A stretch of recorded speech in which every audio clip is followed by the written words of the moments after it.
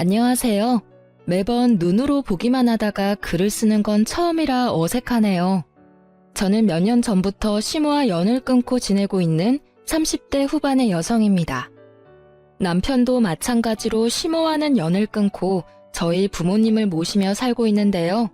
저와 남편이 당한 시댁 식구들의 어이없는 행동을 여기서라도 이야기하고 한풀이라도 해볼 생각으로 글을 올리게 됐어요. 남편은 저보다 4살이 많고 공기업에 다니고 있어요. 그리고 저는 간호조무사로 어릴 때 남편을 만나 여태껏 금슬 좋게 지내고 있죠. 그런 남편도 시댁에서는 사형제 중 막내예요. 위로 나이차 많이 나는 형님들이 셋이나 있고 지금 70대 중반이니까요.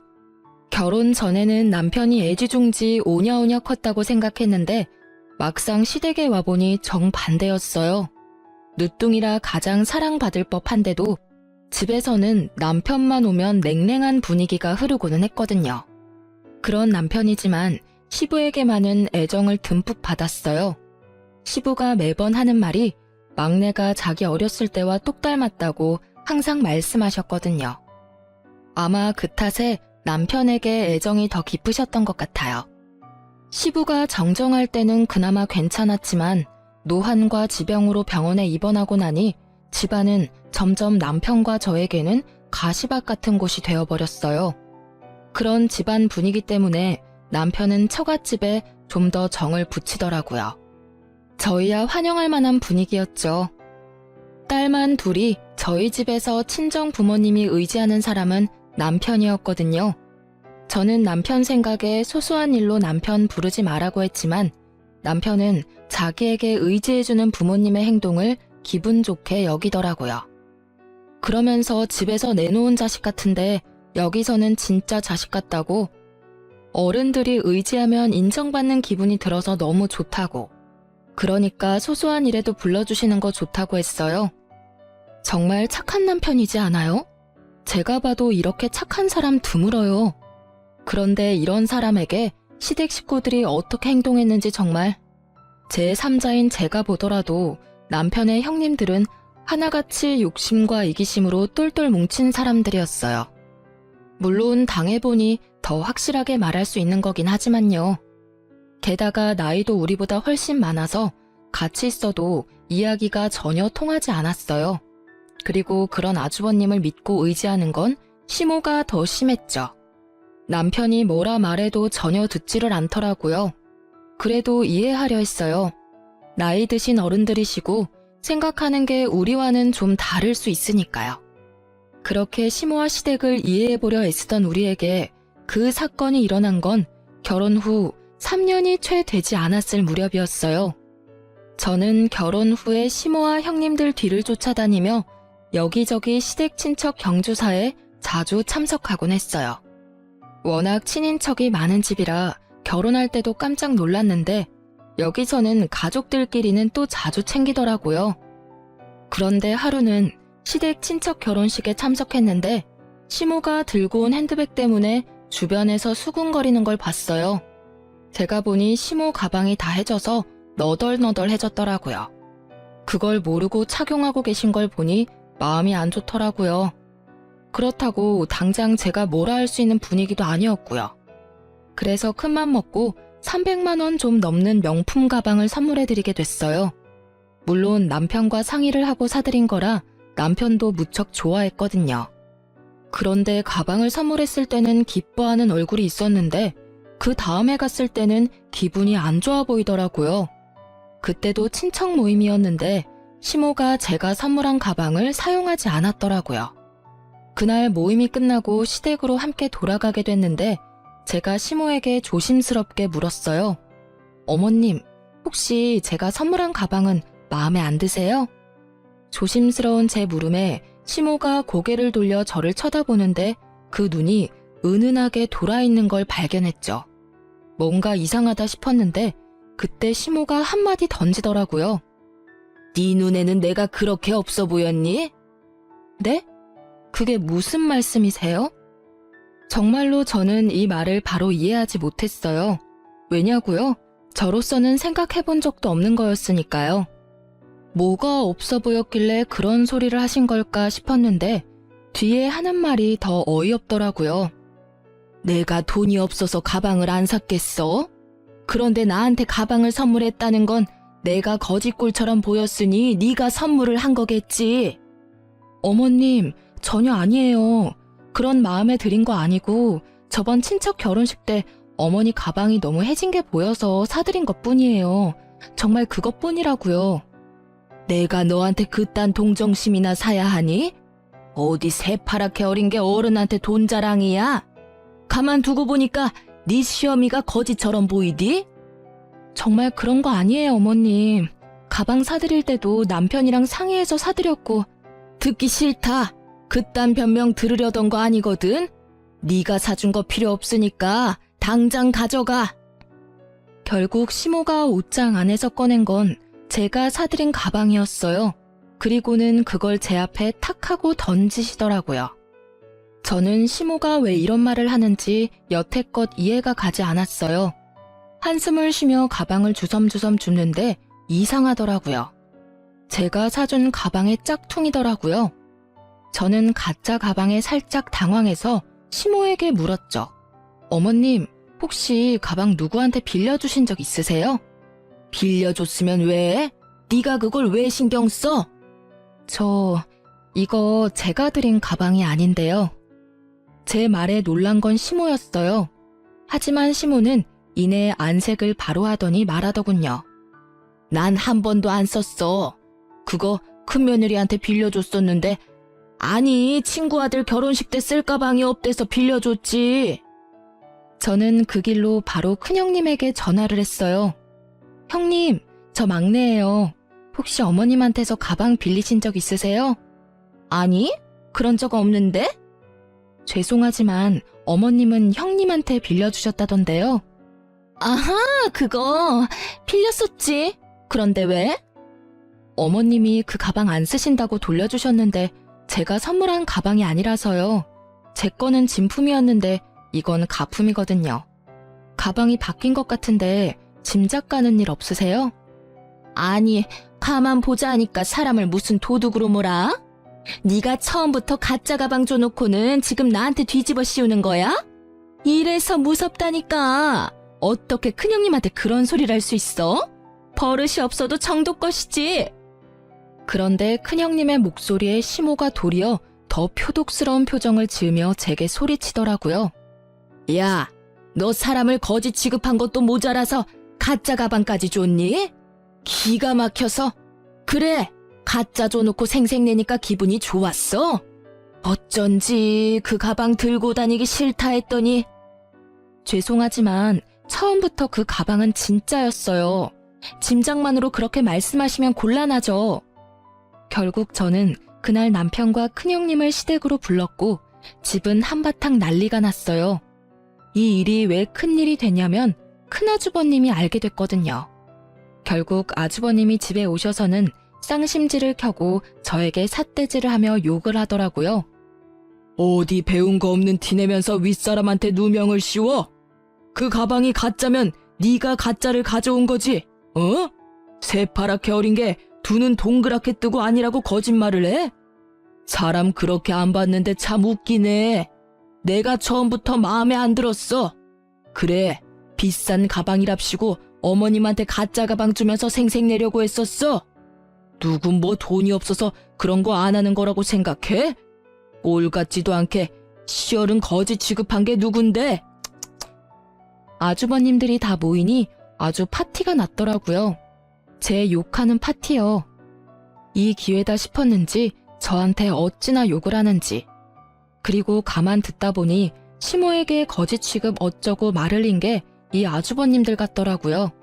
마치 제가 시모 눈에 들어오려고 돈지랄했다는 식으로 몰아가더라고요.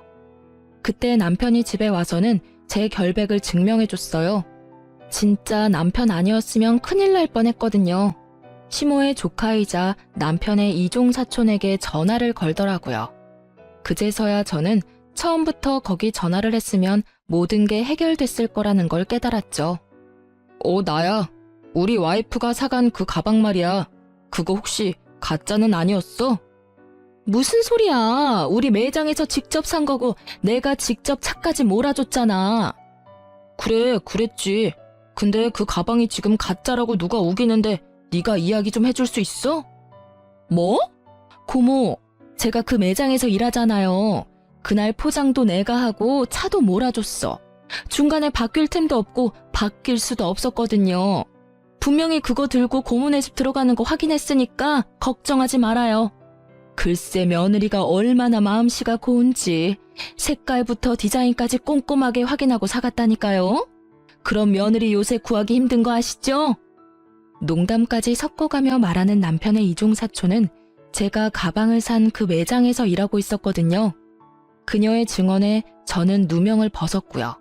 그 말에 형님과 아주버님들은 모두 입을 꾹 다물더라고요. 세상에, 그 시끄럽던 집이 한순간에 조용해졌다니까요.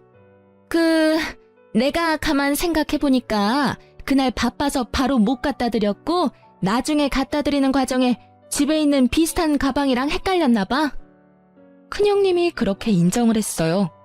그러면 뒤따라오는 당연한 게 있어야 하잖아요. 사과요.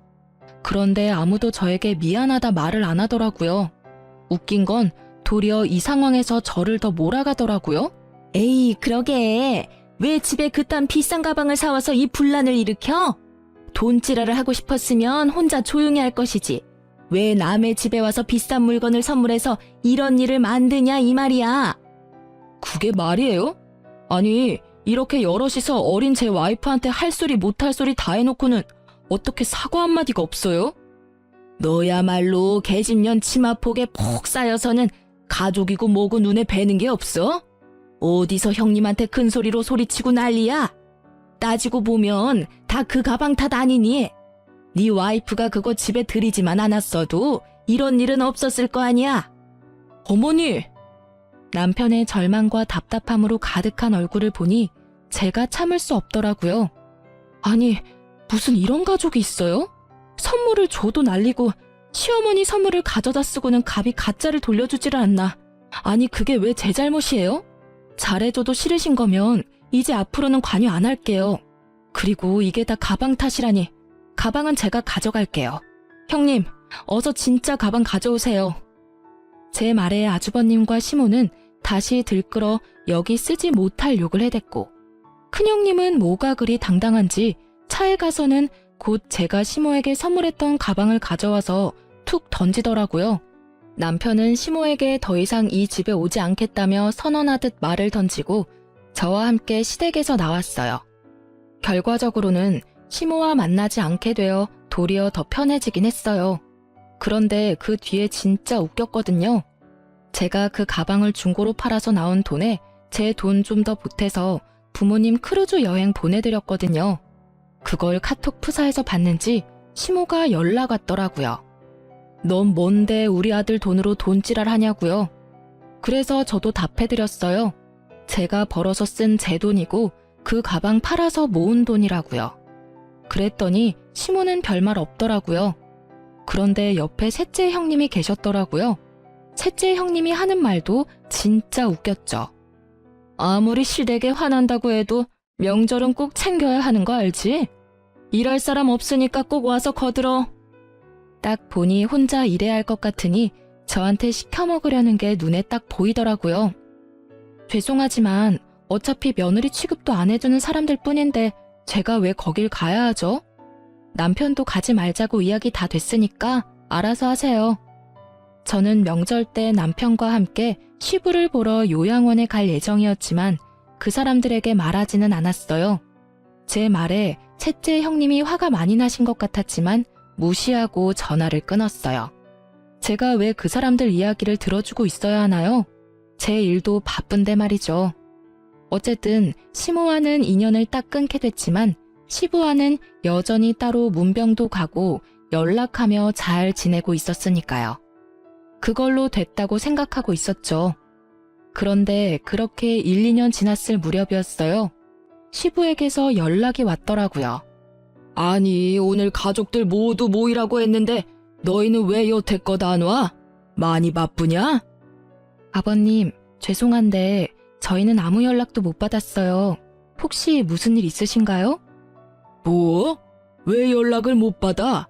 내가 분명히 중요한 이야기 있으니 다들 모이라고 분명히 이야기했는데. 아이고, 그래. 연락이 안 갔을 줄은 몰랐네.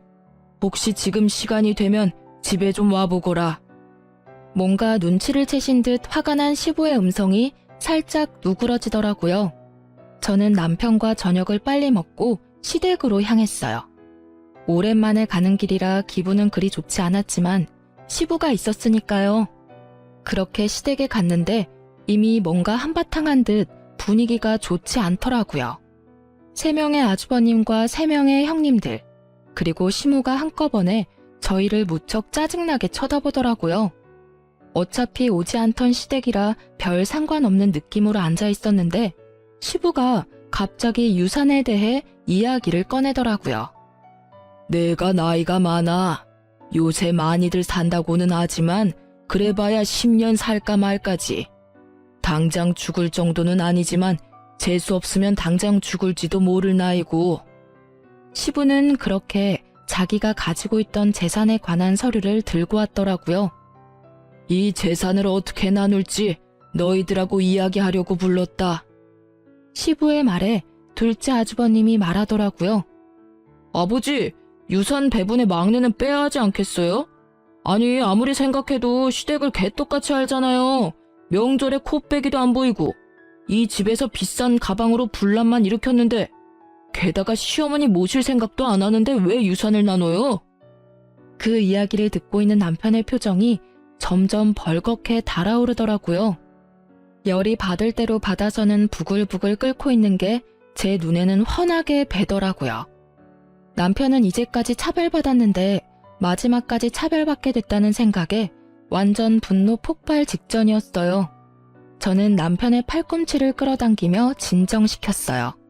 이야기나 들어보자고요. 그런데 점점 들을수록 저도 기가 막히더라고요. 맞는 말이에요, 아버지.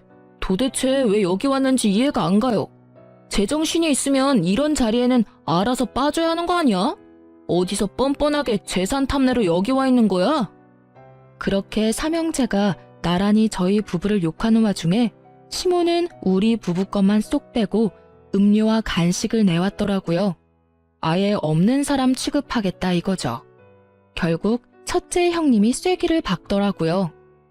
아버지, 막내는 재산 분배해서 빼야 해요. 쟤네도 재산 준다 하시면 저희는 앞으로 제사 못 지내요. 저런 하이에나 같은 것들한테 줄 돈이 어디 있다고 매번 막내를 부르시는 거예요? 결국 이 대목에서 화가 난 건 남편이 아닌 저였어요. 아니, 재산 탐내는 하이에나가 누군데 우리더러 뭐라는 거예요? 우리는 여기 아버님한테 연락받고 왔고 이런 이야기 나올 줄 생각도 못했거든요. 세상에, 하이에나? 그러는 당신들이 하이에나지. 아버님 입원해 계시는 동안 제대로 와보지도 않았으면서 뭐 그렇게 효심 깊은 아들 흉내내고 있으세요? 여보, 진정해. 형님, 제가 아무것도 모른다고 생각하시나 본데 저도 이제 알 거 다 알아요. 어차피 어머니가 저 빼고 나머지 형님들한테 어머님 가지고 계시던 재산 다 나눠준 거 아니까요. 그렇다고 제가 이제껏 그에 대해 말한 적 한 번이나 있긴 해요. 그 말을 듣고 새 형님의 얼굴은 썩은 동태가 됐고 시부는 그 말에 노발대발하셨어요. 아니, 그 재산을 왜 멋대로 애들한테 물려줬어? 당신 미쳤어? 그 재산이 당신 것도 아니고 내가 맡긴 거 아니야? 아니, 그럼 어떡해요. 애들이 다 힘들다고 난린데. 결국은 애들한테 물려줬어야 할 돈들인데 아까워요? 아까운 게 아니라 그 과정에서 또 막내만 빠졌으니 하는 소리 아니야? 도대체 이 세 놈들한테 왜 나눠준 거야? 다 이유가 있어서 준 거예요. 첫째가 사업이 실패해서 빚이 좀 생겨서 어쩔 수 없이 줬고, 둘째는 주식 때문에 문제가 생겨서 줬죠. 그리고 셋째는 아시다시피 애가 약해서 얼마 전에 입원까지 하는 바람에 수입이 영 없었으니까. 우리가 아는 바에 의하면 저 말들은 다 거짓말이었거든요. 형님의 사업은 적자를 달리고 있긴 하지만 여전히 잘 돌아가고 있었고, 둘째 형님은 주식이 아니라 비트코인을 하느라 빚을 지기는 했지만 시모가 준 돈으로 또 비트코인을 해서 그 돈마저 다 말아먹었거든요. 그리고 셋째 형님은 아픈 데가 없어요. 싹 다 거짓말이었던 거죠. 솔직히 연락하며 지내지는 않아도 형제간이니 이래저래 소문들이 흘러들어올 수밖에 없거든요. 저는 어이가 없고 남편은 여전히 분노에 차 있더라고요. 어머니한테 저는 이제 더 이상 자식이 아닌 듯하니 이젠 절대로 어머니와 형님께 관여하지 않겠습니다. 아버지, 죄송해요. 그래도 아버지께는 잘할게요. 저거 봐라. 아버지 재산 탐나서 아부나 떠는 꼴 봐. 네가 그래봐야 아버지 재산 한 푼이라도 받을 수 있을 것 같아? 우리가 못 받게 할 거야. 마누라랑 수준이 똑같지? 마누라는 명품 가방으로 시어머니 환심이나 사려 하질 않나? 지는 아버지한테 아부나 떨면서 콩고물 떨어지길 기다리질 않나? 조용히 안 해? 이것들이 한 번만 더 형제끼리 싸우면 당장 첫째 너부터 재산 분배해서 빼버릴 거니까! 결국 꽥소리를 지른 시부의 말에 형제들이 조용해졌죠. 시부도 저도 이 분위기를 보고 기가 막힌 표정만 지었어요. 아버지, 그 부분은 아버지가 알아서 하세요. 저희는 더 이상 이 집안에 관여 안 하고 싶어요. 그리고 어머니, 항상 그랬듯이 쭉 저희는 없는 사람이라고 생각하세요. 그렇게 사시는 게 어머니한테도 저한테도 맞는 것 같으니까요. 그래, 그런다고 내가 후회할 줄이나 알았어? 네가 그렇게 해준다니 내가 다 속이 시원하다. 널 아들이라 생각한 적 없으니까. 결국 남편은 시모와의 관계를 끊겠다고 말하고 집에 돌아왔어요. 자식을 저렇게 모질게 대하는 엄마를 처음 봐서 그런지 저는 집에 돌아온 뒤에도 이해가 안 가더라고요. 그런 제 속이 이렇게 답답한데 남편은 어련했겠어요? 그냥 있는 게 제일 좋은 방법 같아서 저희는 더 이상 그 집에 연연하지 않기로 했죠. 그 뒤로 한 1년은 시모에게 연락 한 번 없더라고요. 시부와 만나서도 남편은 가족 이야기는 되도록 안 했고요. 솔직히 저는 무소식이 희소식이라고 연락 없는 걸 다행으로 여겼거든요. 그런데 연락을 끊은 지 1년이 좀 더 지나서 집에 누가 찾아왔더라고요. 보니까 시모와 요양원 직원이라는 사람이 찾아왔더라고요. 시모는 우리 쪽은 쳐다도 보지 않고 여전히 없는 사람 취급이었고요. 시모와 함께 온 사람은 시모의 상황이 힘들게 됐다며 저와 남편에게 먼저 말을 꺼내더라고요. 처음에 전화를 하려고 했는데 시모가 아들 집을 안다며 그 사람을 데리고 우리 집까지 찾아온 거였어요. 사실은 어르신이 손목이 부러져서 저희 병원에 입원을 하셨거든요. 손목은 3개월 좀 더 지나서 괜찮아졌는데 그때는 보호자분들이 퇴원을 원하지 않으셨어요. 저희야 병원비 받고 어르신 잘 모시면 되는 건데 그 병원비가 계속 밀리고 있어서 저희 쪽에 보호자분으로 등록되신 분은 둘째 아드님이신데 연락이 안 돼서 다른 보호자분을 찾아왔어요. 어르신이 막내 아드님이 계신다고 하셔서 병원비랑 보호자 변경에 대해서 상의를 좀... 죄송하지만 저희는 시댁과 영 끊었습니다. 그걸 원하셨던 것도 어머니셨고요. 지금 이렇게 오셔서 하실 말씀은 아니실 텐데 왜 여기 왔는지 궁금하네요. 남편을 아들 취급 안 하겠다 하신 건 어머니셨잖아요. 요양원 직원은 무척이나 간곡한 표현과 말투로 이야기를 했지만 저는 그런 직원의 말을 딱 잘라버렸어요. 그 이야기를 듣던 시모의 얼굴이 점점 분노로 가득해지더니 버럭 소리치더라고요. 너랑 이야기할 거 없다. 나는 아들이랑 이야기해야겠어. 들어봐라 얘. 둘째가 보호자로 되어 있는데 그놈이 연락을 안 받아. 첫째 놈은 내가 전화하니 모르는 사람 취급이고 자기는 내 자식이 아니니 다시는 연락하지 말라고. 셋째는 자기가 의료급여 수급자라며 자기 같은 처지에 노인 하나 더 맡으면 자기가 죽는다며 앓는 소리를 하지 뭐냐. 이 썩을 것들이 아주 지 어미를 호구로 봐. 울분에 가득 찬 시모의 목소리가 분노에 가득 차 있었어요. 그런 와중에도 남편은 지극히 평온한 모습이었고 저는 기가 안 차서 한숨만 푹푹 내쉬었죠. 그것뿐이면 내가 말을 안 해. 내가 가지고 있던 집, 내 명의의 집까지 홀라당 팔아먹었어. 입원하고 한 달도 안 돼서 다 팔아먹었더라. 이 되먹지도 못한 것들이 나 입원시킬 때 이미 잔머리 굴려서 생각해둔 게 틀림없어. 막내야, 너희 형들이 이 모양 이 꼴이니 내가 마지막 남은 내 아들 찾아온 게 당연하지 않겠니? 응? 결국 평온한 남편 대신 제가 화를 내고야 말았어요. 이제 와서 내 아들 운운하는 모습이 너무 뻔뻔하잖아요. 아니 어머님, 사고는 형님들이 다 치고 갔는데 왜 우리한테 와서 하소연하세요? 아주버님들이 연락이 안 되면 형님들께 연락해 보시던가요. 그때 어머님이 이 사람 없는 사람 취급하셨을 때 이미 저희들과의 인연은 끊겼다고요. 좋다고 꺼지라고 한 게 어머님이셨거든요. 그런데 왜 저희가 형님들이 싼 똥을 치워야 하냐고요? 너, 또 네가 문제야. 네가 내 아들 옆에서 아들한테 우리 사이를 이간질한 탓에 이렇게 우리 사이가 벌어진 거 아니냐? 막내한테 내가 잘해주지 못했다고 천륜이 그렇게 쉽게 끊기는 게 아니다. 엄연히 내가 먹고 입히고 재워줬으니 아들이 엄마를 책임져야지. 그게 인간의 도리가 아니냐? 인간의 도리를 운운하면서 그 아들을 차별하고 내친 건 기억도 안 나는가 보더라고요. 언제부터 아들 취급했다고 이런 식으로 막무가내로 구는지. 이렇게 밀어붙이니 막을 방도가 없더라고요. 그 나쁜 놈의 새끼들은 인간 새끼들도 아니야. 내 재산 다 빼내갈 때는 간이며 쓸개며 다 빼줄 것처럼 굴더니 이제는 아예 생판 모르는 남 취급이야. 이제 더 이상 이 늙은 몸에서 빼갈 것 없으니 아예 정신 나간 치매 환자 취급이나 하고 나쁜 것들. 내가 그 돈을 지들한테 왜 줬는데? 진정하세요 어머니. 일단은 제가 밀린 병원비는 내드릴게요. 그런데 저는 어머니 보호자는 못합니다. 지금 저희도 장인 장모님 모시고 있어서 어머니까지는 못 모셔요. 그러니까 형님들 중에 누구 하나한테 연락해서. 장인 장모는 모시면서 나를 못 모신다고? 그게 무슨 말이냐? 네가 내 아들인데 왜 네가 나를 안 모시고 저쪽 집안 사람들을 모시는 거야? 왜 네가 남의 부모를 모셔? 이 나쁜 년. 네가 내 아들 꼬셔서 너희 부모 모시도록 만든 거지?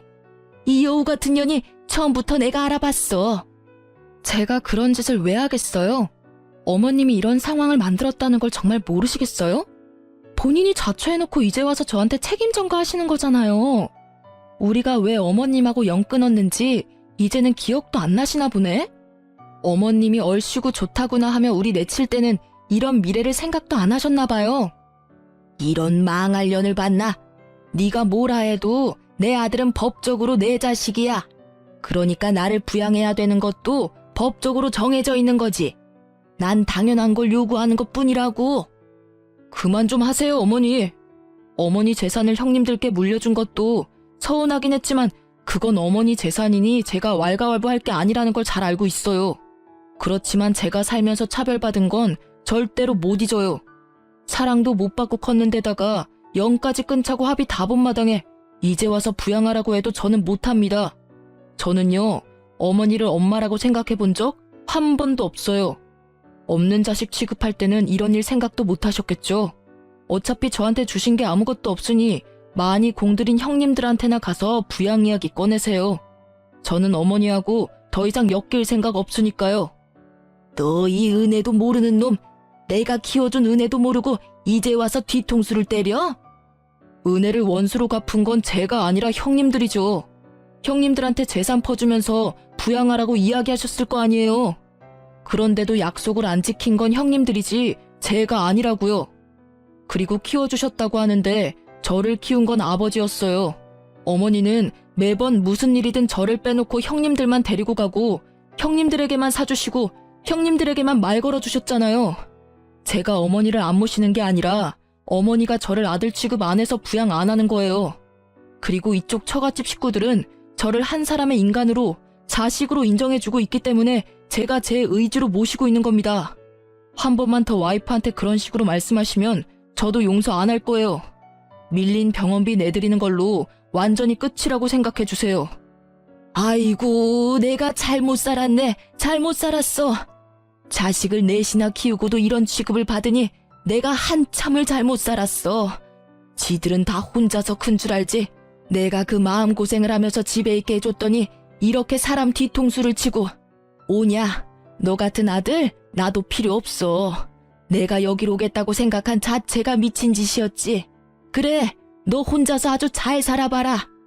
그렇게 화를 버럭 낸 시모가 씩씩거리며 밖으로 나갔어요. 그 연세에 참으로 정정한 그 모습에 함께 온 직원이 당황한 표정으로 따라 나가더라고요. 결국 남편은 직원에게 밀린 병원비는 대신 내주겠다며 계좌와 금액을 받았어요. 대신 앞으로 이쪽으로 찾아오지 말라고 신신당부했어요.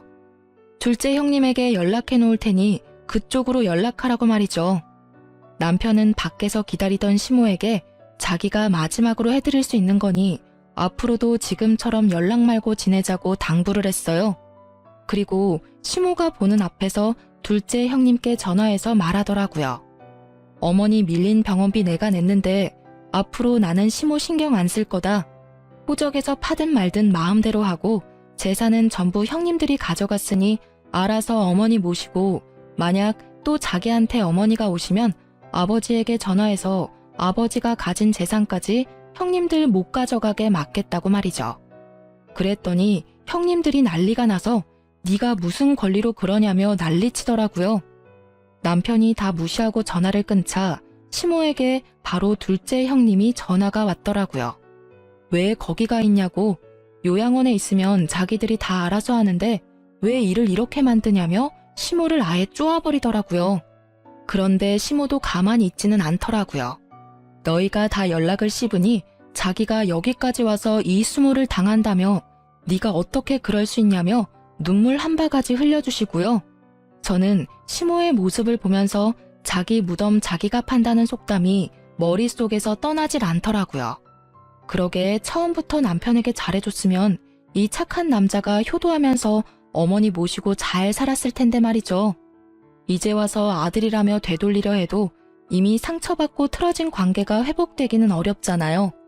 결국 그 뒤로 또 시모와의 연락은 끊겼어요. 다행히 병원비도 잘 내는지 어쩌는지 저희한테도 연락이 없고요. 시부와는 자주 왕래하는 저희가 뜻밖의 사실을 접한 건 어머님 일로부터 한 달쯤 지나서였어요. 그때도 아버님이 그 사실을 알았던 건지 저와 남편을 부르더라고요. 시부는 시모에게 재산을 하나도 받지 못한 남편에게 자신이 가지고 있던 아파트를 하나 남겨주셨어요. 아버님이 직접 아파트 명의를 저희 앞으로 변경해 주셨죠. 그러면서 시부가 말씀하시더라고요. 너희 엄마 너무 미워하지 마라. 다 내 탓이야. 내가 밖에서 자식을 낳아오는 바람에 네 엄마가 비뚤어진 거니 내 탓이지. 아들이 셋이나 있으니 너한테 그리 큰 의미를 두지 않을 거라고 생각했다. 그런데 이렇게 미워할 줄은 몰랐어. 갓난쟁이 때부터 기르면 기른 정이라도 생길 줄 알았는데 그게 아니었나 보다. 내 무덤까지 갖고 가려다가 그냥 가면 네가 평생 엄마에게 사랑받지 못한 사람이라는 생각을 안고 있을까봐 내 말하는 거야. 그러니 너무 미워하지 마라. 그제야 모든 게 이해가 가더라고요. 남편이 이복자식이었는데다가 바람을 피운 시부와 똑같이 생겼으니 시모가 더 싫어했던 거예요. 남편은 그제서야 마음이 좀 편해졌더라고요.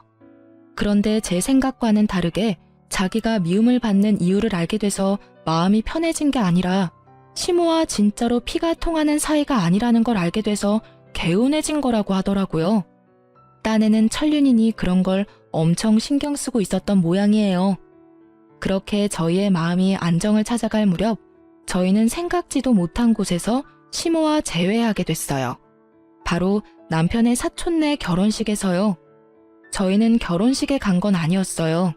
사실은 친정 부모님 모시고 웨딩홀 근처에 식사하러 나온 김에 호텔 근처 야외 커피숍에서 커피 좀 마시고 있었는데요. 하필 호텔에서 우연찮게 고모님을 만나게 됐거든요. 그때 고모님과 함께 있던 게 시모였어요. 시모는 아무도 신경 써주지 않은 티가 나는 그런 모습으로 결혼식에 와 있더라고요. 고모는 남편에게 무척 잘해주셔서 남편에게 이왕 만난 거 식장이라도 왔다 가라고 권유했고 남편은 식사는 안 하더라도 축의금은 주고 오자며 홀 안으로 들어갔죠. 솔직히 그때 친정 부모님이 같이 계셔서 남편도 약간 당황한 것 같더라고요. 저희가 시모와 연을 끊었다고 고모님 같은 다른 친척분들과 연을 끊은 건 아니잖아요. 그래서 친정 부모님에게 먼저 양해를 구하고 같이 웨딩홀로 향했죠. 그리고 그 안에 있던 시모와 맞닥뜨린 거예요. 안녕하세요. 잘 지내셨죠? 형님들이 잘 모시고 있으신가 봐요. 시모는 저의 인사에도 제 말을 무시하고는 쳐다보지도 않더라고요. 뭐 당연히 그렇게 나오겠다 싶어서 저도 더 이상 신경 안 썼어요. 돈만 내고 가면 다시 안 볼 사람이잖아요. 그런데 그때 고모님이 말하더라고요. 어휴, 너희 형님들이 어머니를 잘 모시겠어? 언니 지금 우리 집에 와 있어. 오빠가 부탁해서 우리 집에서 같이 있는데 이 망할 놈의 자식들이 아주 연락도 없고 이번에 결혼식장 온다던데 내 한마디 해주려고. 저는 솔직히 형님들과 아주버님들을 마주치고 싶지 않아서 남편이 빨리 오기만을 기다리고 있었는데 결국은 아주버님과 형님들이 먼저 저와 마주치게 됐어요. 그런데 저와 남편에게 상냥하게 말하던 고모님이 갑자기 새 형님들을 보더니 순식간에 돌변하더라고요. 그리고는 사람이 그래도 적은 화장실 근처로 데리고 가서는 형님들에게 한 소리 퍼붓기 시작하더라고요. 너희들, 내가 니들 보려고 여기 결혼식장까지 와 있을 줄 몰랐지? 어떻게 그럴 수가 있어? 어머니를 고모한테 맡겨놓은 자식들이 세상 천지 어디에 있어? 니들 그러는 거 아니야. 돈 다 받았다고 엄마를 없는 사람 취급하고 부양 안 하려고 안간힘 쓰는 거 내가 모를 줄 알아? 저와 남편은 그 대목에서 좀 놀랐죠. 저번에 남편이 시부말을 꺼내고서는 좀 잠잠해지나 했는데 그게 아니었더라고요. 돈만 내고 여전히 요양원에 모시고 있었던 것 같더라고요. 면회도 안 가고 사람을 계속 그렇게 가둬놓으니 결국 시모가 시부에게 연락을 했고 시부는 고모에게 연락해서 시모를 좀 봐주라고 한 것 같았어요. 참으로 대단한 형제들이다 싶었어요.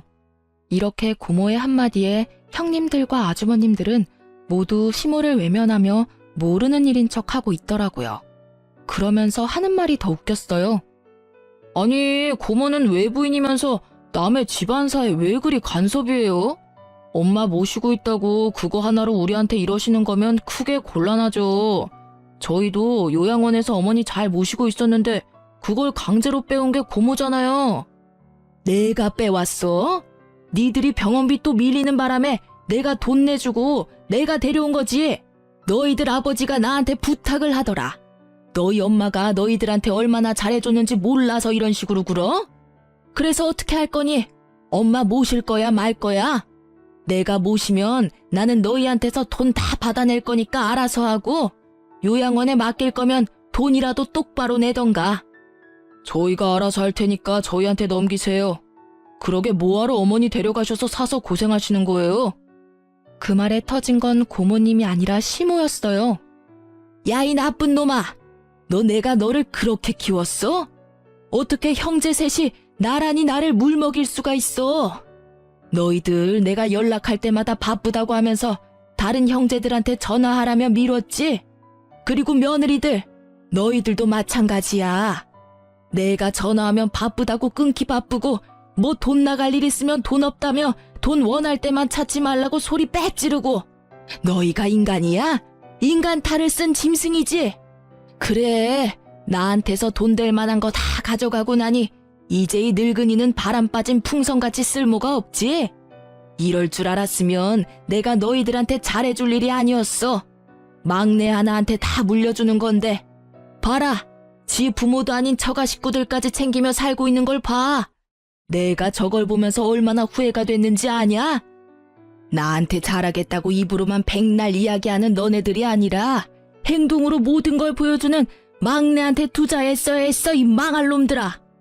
결국은 시모의 분노가 터져버렸고 아주버님들은 또 그들대로 골이 날 대로 났더라고요. 아니, 그렇게 좋으시면 막내한테 가세요. 가시면 될 거 왜 우리한테 와서 들러붙으려고 하시냐고요. 좋은 자식 있으면 좋은 자식한테 가면 되시지.